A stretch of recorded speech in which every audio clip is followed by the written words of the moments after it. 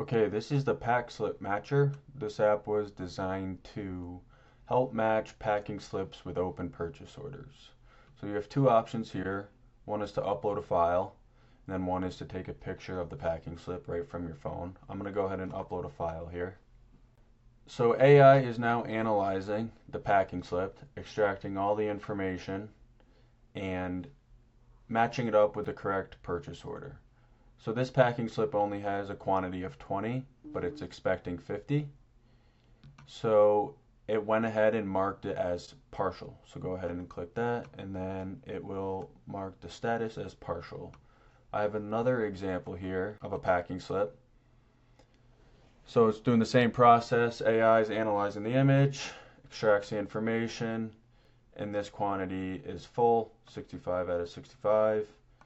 And then you can go ahead and mark it as received.